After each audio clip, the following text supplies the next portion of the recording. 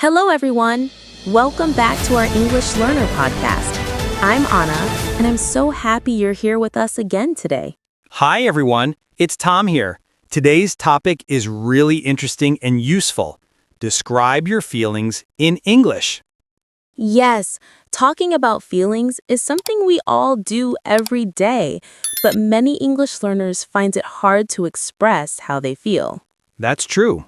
People often know words like happy, sad, or angry, but there are so many more words you can use to describe your emotions more clearly. Exactly. So today, we'll talk about different feelings and show you how to use them in sentences. Let's start with something positive. How do you describe happiness? When you're happy, you can say, I'm excited, I'm cheerful, I feel great, or I'm on top of the world. For example, I'm so excited because I'm going on vacation tomorrow. Nice examples. You can also say, I'm over the moon. That means you're very happy. Like, I was over the moon when I passed my English test. Oh, I love that expression. Now, what about sadness? When you feel sad, you can say, I'm upset. I'm down. I feel blue. Or I'm heartbroken. For example, I felt really down when my favorite show ended. Yes, and sometimes people say, I'm feeling low today, which means you're not feeling your best. Right.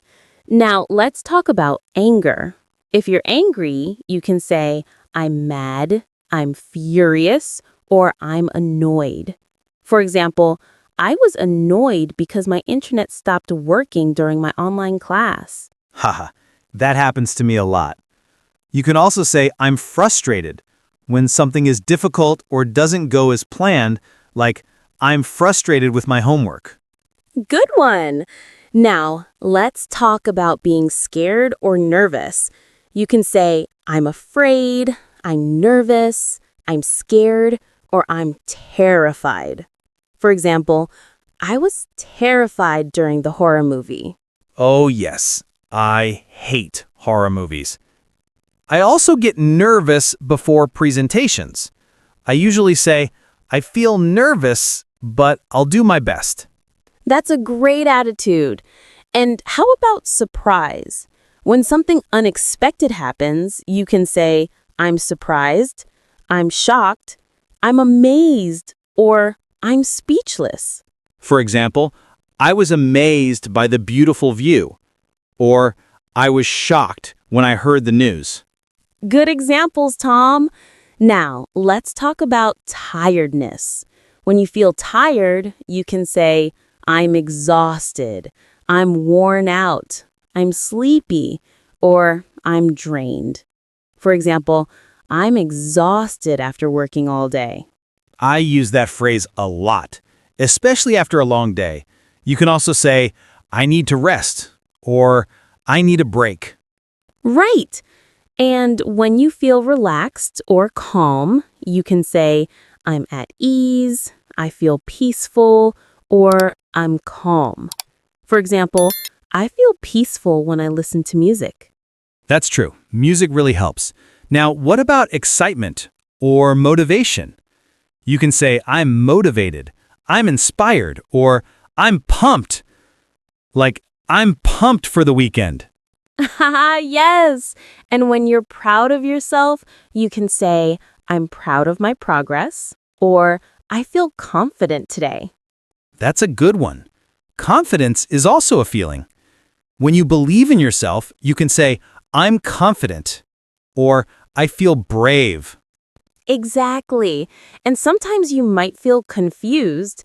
You can say, I'm confused, I'm unsure, or I feel lost.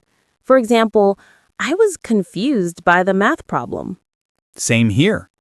And when you're worried, you can say, I'm worried, I'm anxious about it, or I feel nervous about it. For example, I'm anxious about my test results. Those are very natural expressions.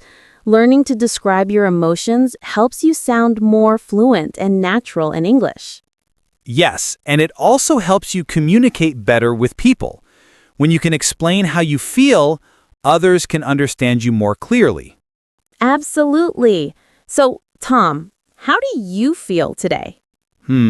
I feel happy and relaxed. It's a nice day, and I'm enjoying recording this podcast with you. That's so nice. I feel cheerful too because we're helping our listeners improve their English. And that makes me proud and thankful. Me too. It feels great when learning English connects us all around the world. So true. Now it's your turn, listeners. How do you feel today? Yes! Tell us in the comments how you're feeling and try to use some of the new words we talked about today. Don't be shy. Practice writing or speaking about your feelings in English. It's one of the best ways to learn. And don't forget to subscribe to our podcast for more easy English conversations and practice topics every week. We can't wait to read your comments and see what kind of feelings you describe. Thanks for joining us today. See you next time. Bye, everyone. Goodbye and keep smiling.